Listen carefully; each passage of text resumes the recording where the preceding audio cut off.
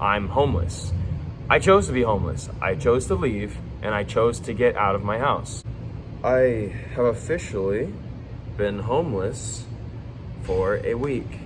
But as you can see, I'm in I have a roof over my head. This is the 24-hour fitness. This is literally the crux of where I keep all my stuff to some extent, or as long as I can. When the day starts, I'm already sleeping outside, but we'll get into how that actually ends up being the case. If you're wondering, no, I do not have a car. I bike everywhere I go, including work. Yes, I do still work. I would bike over to the gym. This is currently the time of 6:04.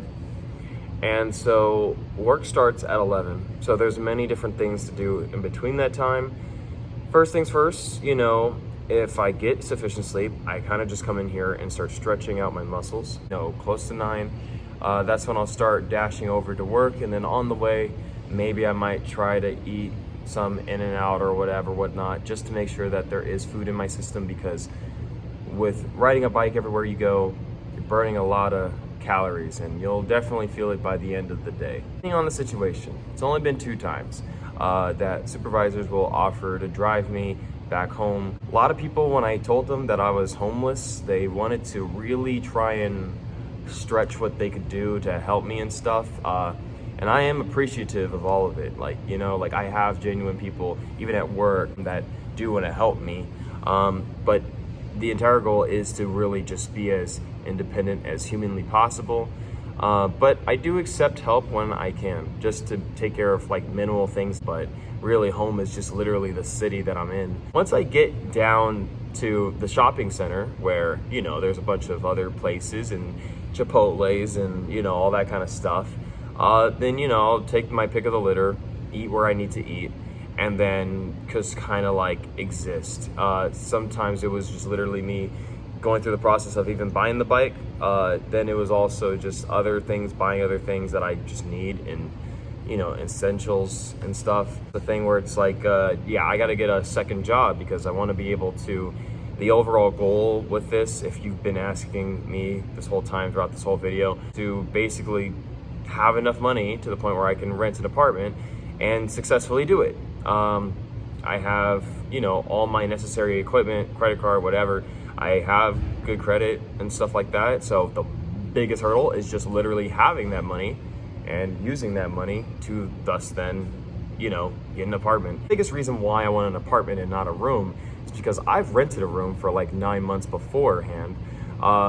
But they don't check if you have good credit. They don't check if you're a good person. If you're living in a house with a bunch of other people, have mercy, somebody ends up bleeding to death at the end of the day. People have asked me, how long do you intend to stay homeless? And honestly, I don't really dwell on it too much, because I found my own way of working around all this stuff. And it's just as long as I'm upgrading, I go from walking to riding my bike to, from wearing one pair of clothes all week to wearing, now what I have is a myriad of 3 different options of clothes, to wear along with socks. And, as long as things are upgrading, I'm feeling all right for the most part. The only thing that is the real struggle when it comes to all this homelessness, this really is not the most difficult thing in the world, yeah, sure, it gets cold at night, fair enough.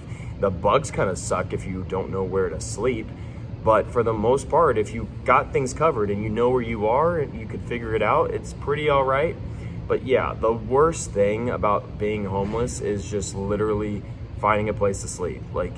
And I don't want to freaking pay an arm and a leg just to, rest, just to close my eyes, just to literally knock out. I sleep at nearby parks, and I try to just, because I've already researched it in a weird sense.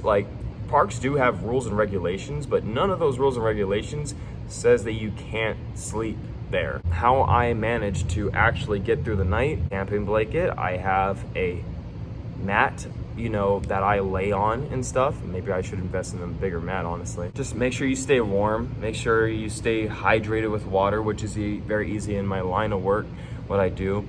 And yeah, everything is physically taxing, but I'm like a freaking, retired football player, so, you know, I'm very used to being physical and stuff. When I'm sleeping and I'm dozing off, for the most part, people, they see me and sometimes are a little bit scared because they're like, what is that giant bear doing there? Prepare for that. You're gonna see a lot of familiar faces. And I mean, like, beyond just the hardest part, I think the most rewarding part really is just meeting as many different people as possible and understanding and learning their problems and what they go through. You know, I'm homeless.